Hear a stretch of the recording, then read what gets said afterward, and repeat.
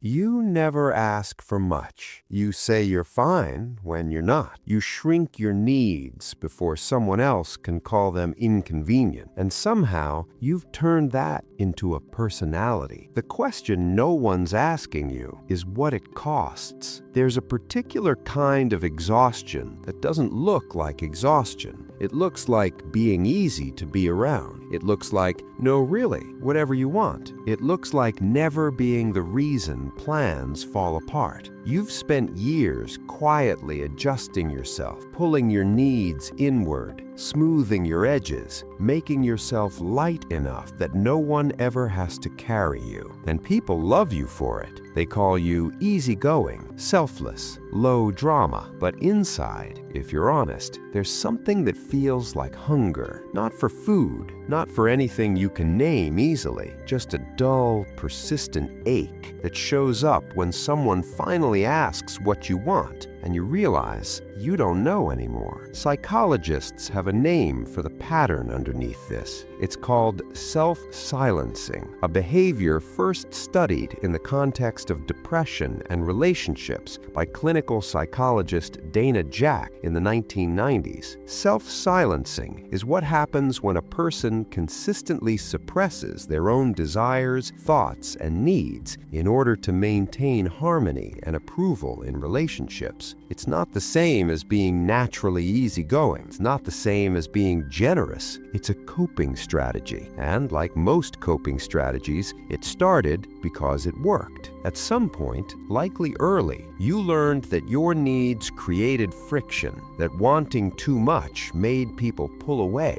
that being easy was how you stayed safe. Before we go further, hear this clearly. You are not broken. You are not fundamentally flawed for being this way. What you built was intelligent. It was adaptive. The brain's job is not to make you happy. Its job is to keep you alive and connected. And if connection, as a child or in early relationships, required you to be small, your brain filed that away as a rule. Stay small, stay needed, stay safe. That rule kept you connected. The problem is that rules written in childhood don't automatically expire when you grow up. Here's what's happening in the brain. Think of your nervous system like a thermostat. It has a set point, a calibrated sense of how much you is allowed to take up space in a room. For low-maintenance people, that set point was dialed down early. The technical term is self-concept suppression, and it's tied to a structure deep in the brain called the anterior cingulate cortex. This region monitors conflict. Not just conflict between people, but conflict between what you feel and what you express. When those two things don't match, the anterior cingulate fires a quiet alarm. That alarm is what you feel as unease, flatness, or that unnamed hunger. Your brain knows the gap is there. It is constantly measuring the distance between who you are and who you're performing. There's another mechanism at work here, the fawn response. Most people have heard of fight or flight. Fewer have heard of fawn, first identified by trauma therapist Pete Walker. Fawning is a survival response in which the nervous system learns to neutralize threat, not by fighting, not by running, but by pleasing, by becoming agreeable, by anticipating what others need before they even ask, by never being the problem. The fawn response looks from the outside like extraordinary kindness, but inside it is the body under low-level stress, always scanning, always adjusting, never fully at rest. And here's the deepest cost, what researchers call identity foreclosure. When you spend long enough editing yourself for other people's comfort, you lose the thread of your own preferences. You stop knowing what you actually want for dinner, what kind of silence feels good to you, what you would do if no one was watching. The self doesn't disappear, it goes quiet, and quiet isn't the same as gone. So what does it look like to slowly come back to yourself? Not loudly, not dramatically, just incrementally honest. Here are 5 principles, each grounded in the psychology. 1. Name the gap. The anterior cingulate detects conflict, but only you can name it. Start small. After social interactions, ask yourself one question. What did I actually feel versus what I said I felt? You're not trying to change anything yet. You're just starting to notice. In psychology, this is called affect labeling, and research from UCLA shows that simply naming an emotion reduces its intensity in the amygdala by creating distance between the feeling and the reaction. Naming is not passive. It is the first act of reclamation. 2. Practice the small ask. You don't have to start with the big needs. Start with the preference you usually abandon, the coffee order you always change for someone else's convenience, the restaurant you never suggest. Behavioral psychologists call this graded exposure, meeting discomfort in small doses until the nervous system learns that having a preference does not end the relationship. 3. Separate love from legibility. One of the core beliefs under self-silencing is the unconscious equation: if you see my real needs, you won't stay. This is an attachment wound, and it requires a different kind of evidence to heal. Notice the relationships where you've shown a real preference and the person stayed, where you said no and the friendship held. The brain updates beliefs through experience, not argument. Let experience be your evidence. 4. Reclaim solo preference. Do something small, regular, private that is entirely for you. Not productive, not shareable, not optimized, just yours. This matters because identity, in psychological terms, is partly constructed through self-authored experience. You are who you are, in part because of what you choose, repeatedly, when no one is asking anything of you. Give yourself back that space. 5. Understand that your needs are not a burden, they are a signal. In attachment theory, needs are not weaknesses. They are the language through which close relationships are built. When you silence your needs, you don't just protect others from discomfort. You also prevent the people who love you from knowing how to actually reach you. Your needs are not noise in the system. They are the signal. Here's the single mental model to carry with you. Think of your authentic self as a river. A river has a natural course, but early on, something, a rule, a relationship, a fear, built walls around it, redirected it, narrowed it, and you've been flowing inside those walls ever since. You've become so good at flowing inside them that you've forgotten the walls aren't the shape of you. They're just the shape of what you learned to fit into. Returning to yourself isn't about tearing down every wall at once. It's about noticing, gently, where the current wants to go if you let it. You've spent a long time being easy, being the one who adjusts, the one who doesn't ask, the one who says, "I'm fine," so automatically it almost feels true. But somewhere underneath all that ease, there is a version of you with preferences and limits and a specific kind of hunger that has never been fully fed. That version isn't difficult. It isn't too much. It is simply you, and you are allowed to take up space. Not loudly, not all at once, just a little more than you did yesterday. That's enough. That's where it starts.